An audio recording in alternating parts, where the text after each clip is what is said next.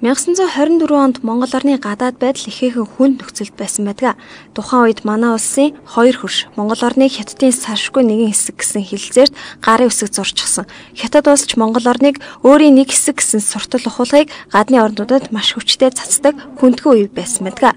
Түүгээрч зогсолгүй Хятад улс Монголд цэргийн оруулах тухай ярьж цэргийн бөөгнөрлүүдийг Монголын хэлд ойртуулчихсан. Америк нэгдсэн улс, Англи зэрэг улсууд Хятадын нутаг дэвсгэрийн бүрэн бүтэн байдлыг хадгална гэж дипломат чугамаараа зарласан байсан үе гэгддэг.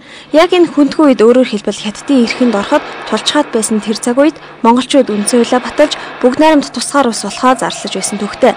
Монгол орн маш ганцаардагдмал нөхцөл байдал байсан тухай үед Монгол улсын засгийн газар эр зөрөө гаргаж түүхэн үйл хэргийг хийж чадсныг түүхчид энэ өдөр онцолж байна.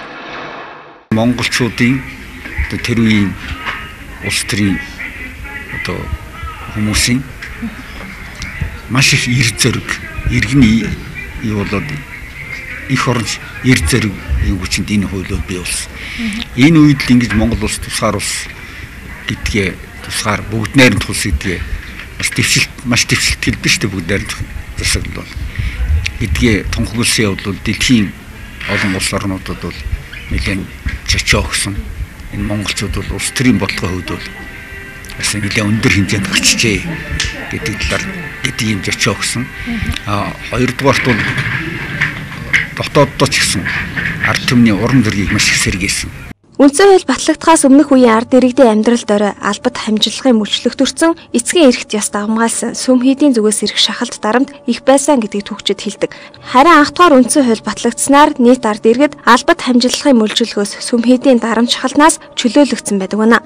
Мөн баруун зарим улсуудад 1940-с 50-аад оноос хэрэгжих болсон эмэгтэйчүүд эрчүүдтэй адил тэгш эрхтэй байж хөдөлмөрийн хөлс нь ижил тэгш байх ёстой гэсэн эрх Монгол улсад 1924 оны үндсэн хуулиар олгогдсон байдаг юм а. Тиймээс хүний эрх эрхчлөөг хуульчилж ардчлалын их суурийг тавьсан энэ түүхүүдийг хойш үедээ ялхан салгаж ойлгуулах, ач холбогдлыг нь сурчлан таниулах шаардлага байгааг судлаачид хэлж байгаамаа. Яг энэ 11 сарын 26-ны өдрийг ямар өдөр юм бэ гэдгийг хүмүүст бүр нарийн салгаж ялгаж өгөх хэрэгтэй.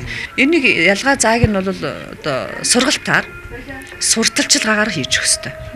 Бүх шатанд сургуульд цэцэрлэгт театраар уран зохиолоор бүх хэлбэрээр энийг хийж өгөх хэрэгтэй. Заавал энэ ганцхан сургууль боловсролын эсвэл ямар нэгэн судалгааны хүрээлэнгийн ажил энэ бол биш. Хэмжээндээ төвшөндөө энэ ажилд оролцох нь зүйтэй.